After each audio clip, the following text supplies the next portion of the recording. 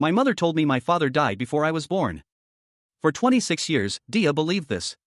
She grew up with just her mother. Strong, proud, and silent about the past, no pictures of him, no family stories. Just silence. Until one rainy night, there was a knock at the door. Diya opened it. And there stood an old man, wet and tired, his eyes filled with something between pain and hope. He said just one sentence. "I'm looking for my daughter. Her name is Diya." Diya froze. "Who are you?" she asked. "I'm your father," he said. At that moment, a flashback occurred. Diya's mom worked 2 jobs to raise her alone. Never asked for help. And never answered questions about the man in the photo she secretly kept in her drawer. The photo now matched the face standing in her doorway. She angrily asked her mother, "You told me he died. Why did you lie?" Her mother looked away, tears in her eyes. "Because I had to protect you," she whispered. So her dad was locked up for a crime he didn't commit. A fire. A tragedy. A false witness. He went to prison when Diya's mother was just 2 months pregnant. She tried to fight the system, but no one listened. So she cut him off, to raise Diya without the shadow of shame. But he was released years later. Cleared. And he searched for her for years until one day he knocked on her door. Torn. Diya wondered why now. Why after 26 years? What did he want? She told him, "You waited 26 years. Why now?" He said, "I tried. I even stood outside your school once, but I saw how happy you were. I didn't want to destroy your world again." A few days later, her mother was in a terrible road accident. The doctors asked for blood. Only one person matched. Her father. He gave his blood without hesitation and waited silently in the hallway, hoping to save the woman who once shut him out. While cleaning the hospital room, Diya found something, a letter written by her mother years ago, but never sent. It read, "If one day you find your way to Diya, tell her I'm sorry.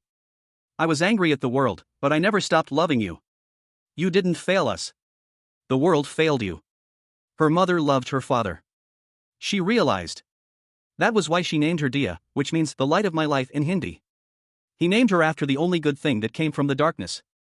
After all these years, he came back. Not to destroy her life. To complete it. Not as a stranger, but as a hero. A hero who didn't need to walk through the front door. Because sometimes love doesn't knock the door down. It waits outside the school gates. It bleeds for someone who once turned away. It forgives without hearing the words "I'm sorry." And sometimes love comes back. Not too late. Just in time. You know, I really liked the story. It's not perfect. Some parts could be better. But hey, the ending got me right in the feels. What do you think?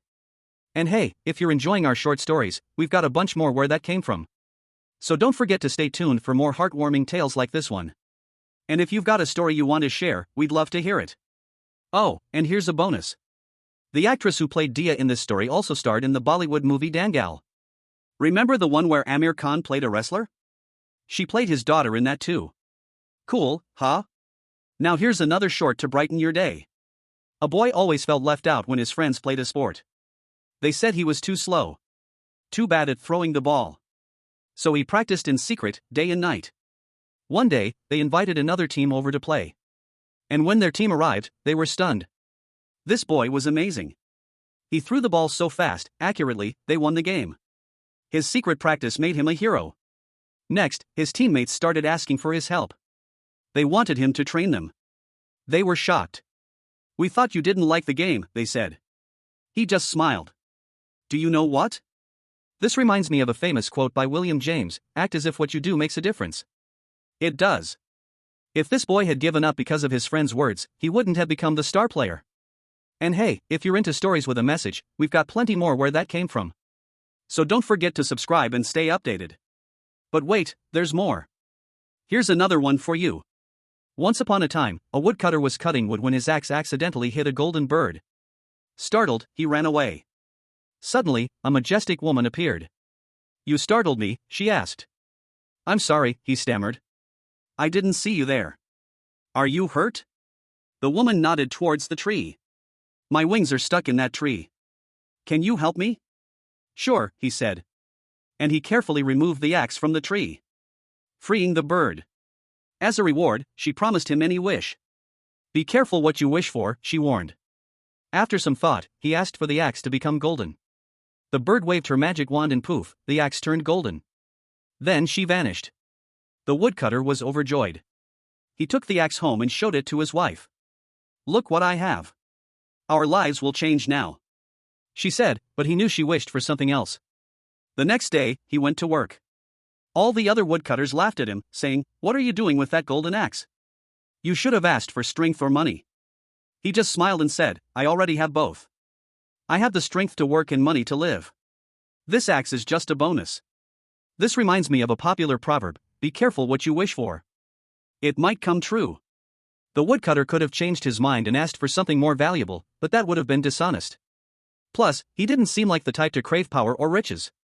He was content with what he had and saw the golden axe as an extra blessing. Hey, if you're digging our short stories, don't forget to give us a thumbs up and share them with your friends. We've got tons more where that came from. And hey, if you're feeling inspired, why not share your own stories with us? You never know, you might see your name up in likes just like those awesome folks over there. Thanks for tuning in and see you next time.